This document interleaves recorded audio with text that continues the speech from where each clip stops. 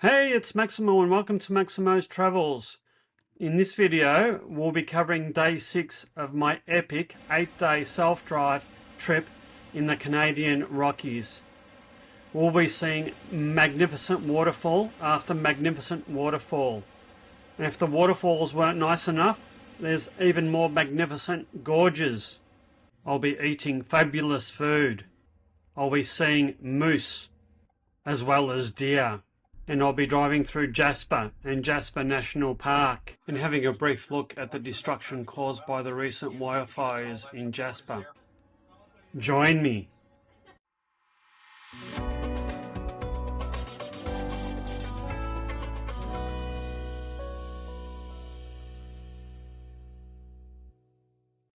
It's day 6 of my epic 8-day Canadian Rockies extravaganza.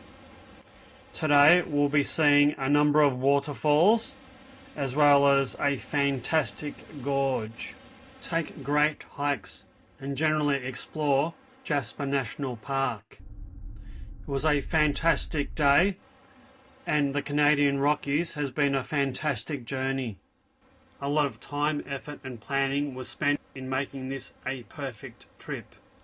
If you're interested in following my itinerary, I have produced a one-page PDF of my itinerary that's available for free download from my Buy Me a Coffee storefront. Click on the QR code on the screen or use the link in the description.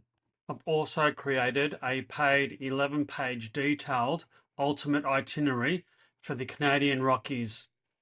It's an 8-day self-drive trip that includes tips and tricks, how to get there, accommodation, distances, maps. It's a fantastic guide that will save you time and effort in planning your perfect Canadian Rocky itinerary. We were feeling a bit tired from the previous day's mammoth touring, so we decided to have a little bit of a sleep in, had breakfast at our accommodation and headed off for our first attraction around about 9:30 a.m. The roads around Jasper National Park are truly stunning. We retraced our trip on the Icefields Parkway that we made the day before. And if you're visiting Jasper National Park, it's always an idea to get the National Parks Pass so that you don't need to stop and pay for your entry tickets each time you're entering or leaving one of the national parks there. I'll leave a link in the description as to where you can get the pass. We weren't driving for very long and spotted our first group of animals. This was a herd of deer grazing at the side of the road and oblivious to traffic when they were crossing the road. That's a deer. Is it? They're not moose. Yeah.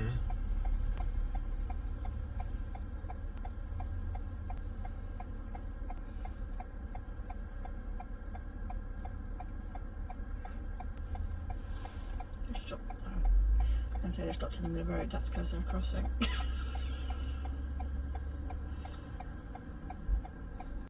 One of the things you really need to be aware of when you're driving in the Canadian Rockies is that motorists can brake quite suddenly as soon as they spot animals at the side of the road. So long as you're prepared to stop and make sure you give way to the animals, you'll be fine. There's no fences along this section of the Icefields Parkway, and that's one of the reasons the speed limit is limited to 90 kilometers an hour or 55 miles per hour. We continue driving along the Icefields Parkway for around about 55 kilometers to our first destination, Sunwapta Falls. As you can see from the Google Maps image, this route is currently closed. Jasper National Park and the town of Jasper is still closed to visitors as at the time of editing this video, being early September 2024. This is due to the wildfires that struck the area in July. I'll leave a link in the description so you can check whether the road is open and whether Jasper National Park and the town of Jasper is open for visitors again. After driving for about 45 minutes, we arrived at the Sunwapta Falls car park. This is only less than a kilometre off the main highway. We were pretty lucky because I think we got the last spot in the car park. There's a series of 4 waterfalls at Sunwapta Falls. The upper falls is the most accessible. It's only about 100 metres from the car park. The path is well maintained, smooth and flat. People with mobility issues should have no trouble getting to this footbridge, which provides spectacular views of the falls. If you're in a wheelchair or have serious mobility issues, this is probably as far as you can get. And I wouldn't recommend the foolhardy position that these photographers found themselves in just to get a picture.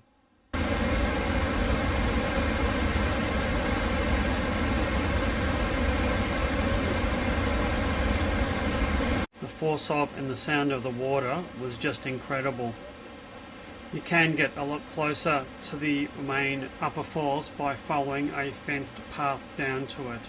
The path to the lower looking platform is full of tree roots and not easily accessible, especially if you're mobility impaired. But once you get down there, you can really feel the full force of the water.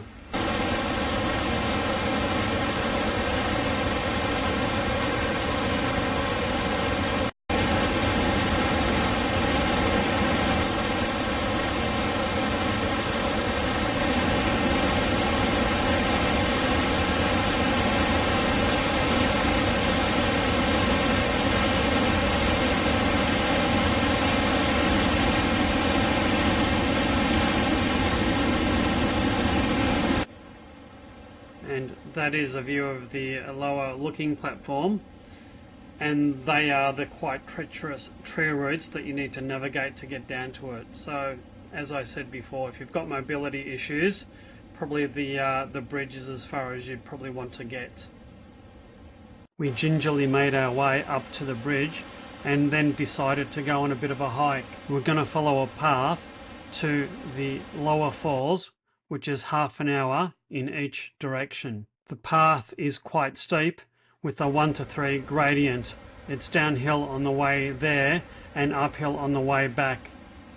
It follows the Sunwapta River, offering spectacular views of the gorge and of 3 additional waterfalls.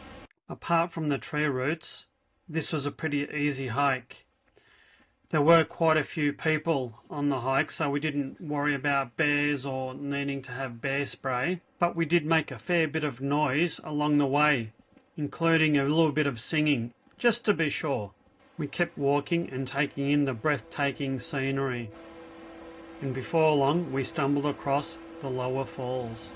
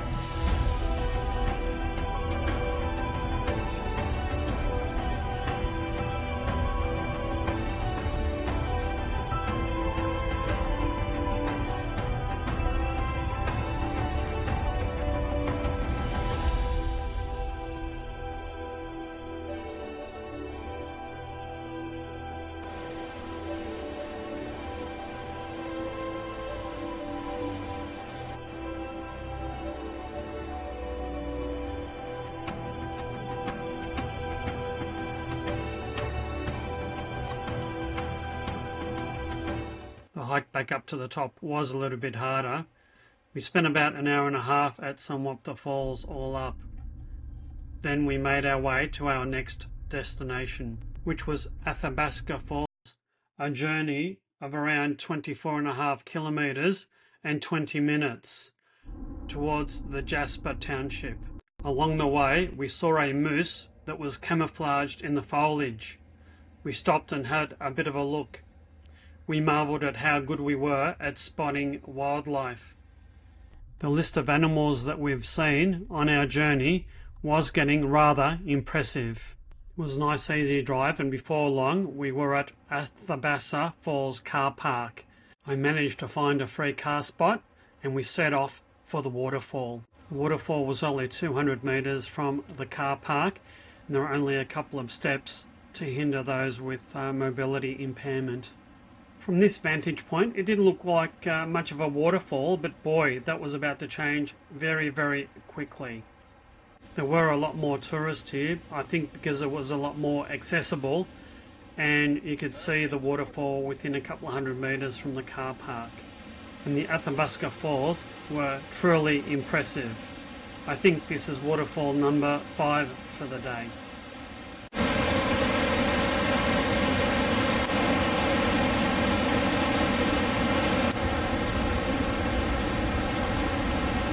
We continued walking down a path and around a rock formation to get a better view of the waterfall.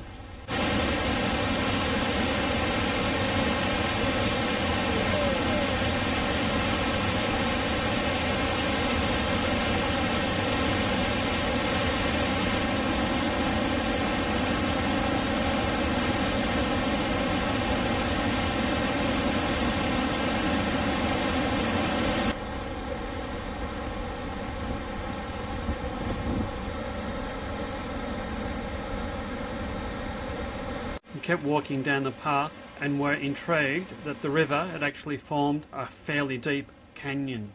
We'd spent just over an hour at the falls, and being a bit hungry decided to head over to Jasper for lunch. Jasper was around about 33 kilometers and half an hour away. A short, easy drive. This was our first real foray into Jasper. As I said earlier in the video, the town of Jasper is still closed to all visitors, and it's only just reopened to residents and businesses. About a third of the town was totally devastated, including the petrol station that we just passed. My thoughts and prayers do go out to all the residents of Jasper and all the business and business owners that must be doing it so tough now. I don't think the town of Jasper will be fully open for visitors until spring of 2025. And judging by the amount of destruction, it's probably going to take a long time to recover. So if you're planning a trip to Jasper, please go there and support the people in the community once it's open to visitors again. For lunch, we went to the Jasper Pizza Place. This is just off the main street in Jasper. I believe it's still standing and will be opened in the spring of 2025.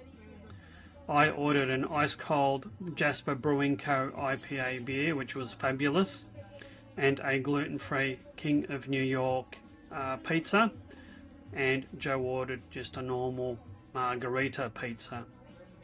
It was quite a mild day of about 18 or 19 degrees, and we decided to go up to a rooftop bar area to eat. It offered spectacular views of the Jasper township and surrounding mountainsides. Decent view from Jasper's Pizza Place, and they do gluten-free pizzas as well. I have a King of New York pizza.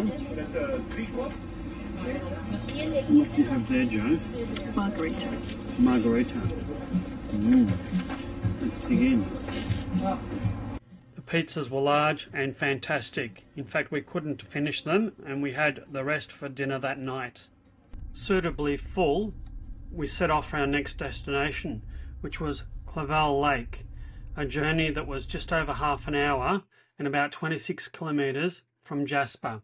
We were a bit concerned about the road here because we had heard a few days earlier that the road was actually closed due to a rock slide, but we were in the area and we gave it a chance. Cavell Lake is a spot of outstanding natural beauty, and it provides fantastic views reflected in the lake of Mount Edith Cavell. Unfortunately, our fears were realised and we had to turn back.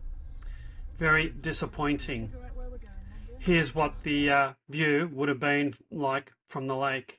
Well, at least we weren't there during the wildfires because quite a substantial area has been affected. Here's what the area looked like. The picture above is the road to Edith Cavell Lake, and the picture below is what it looks like after the wildfires. So after that disappointment, we turned around and drove all the way back to Jasper, and then headed northwest of Jasper to Maligne Canyon. Maligne Canyon is only about 13 kilometers and 10 to 12 minutes away from Jasper. The scenery along the way was truly spectacular, as it has been for the rest of our trip in the Canadian Rockies. We kept driving along the milky waters of the Athabasca River until we reached the car park for Maligne Canyon. We'd been having a good run of luck with the car parks, and I easily found a vacant spot in which to park. Having parked the car, we set off to explore Maligne Canyon, which is a bit tricky to navigate. So the first bridge shouldn't be missed, and it's just beyond the restaurant here at Maligne Canyon. It's the Maligne Canyon kitchen. This is a map of the first 3 bridges in the Maligne Canyon area. You first go to the first bridge, walk along the path, cross to the second bridge, and then keep heading towards the third bridge. Going to the third bridge is around about a 1-hour walk there and back. If you're adventurous, you can go all the way to the 6th bridge, but it is a whole lot longer and significantly more challenging. The third bridge was plenty good enough for us. The path is quite well maintained and requires just a minimal amount of effort to get around, and while there's a few steps and a few uneven bits, it's not too bad for mobility impaired people to navigate.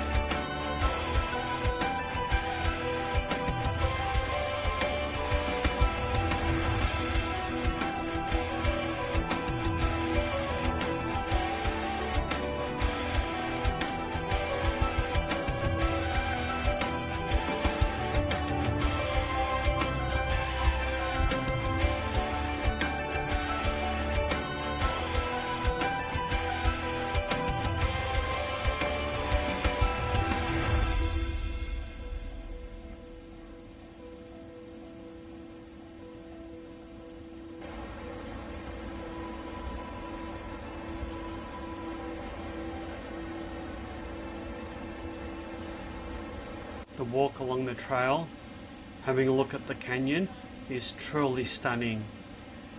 The depth of the canyon is up to 50 meters in some sections, and it's just amazing that the sheer force of the water over the eons has carved its way through the limestone rock. And the canyon is also quite narrow. The path to the third bridge is quite steep and has quite a few stairs, so it wouldn't be that suitable for the mobility impaired from the side of the canyon that I walked on. But the route on the other side of the canyon is a lot more flatter and more easily accessible.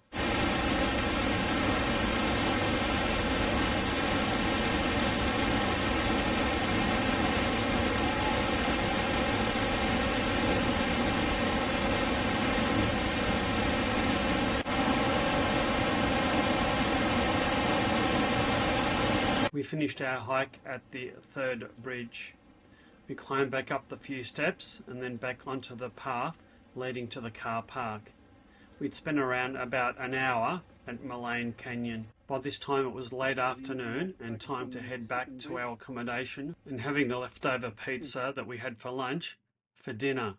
And speaking of accommodation, I will be doing a review of the Alpine Village resort that we stayed at in Jasper in an upcoming video very shortly.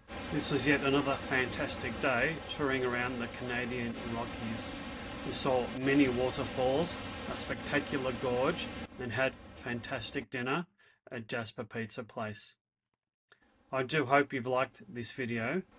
If so, please hit that like and subscribe button. Hit that notify bell so you'll be notified of all my future videos. If you'd like to support my channel, please consider buying me a coffee. Until our next installment from the Canadian Rockies, you take care and bye now.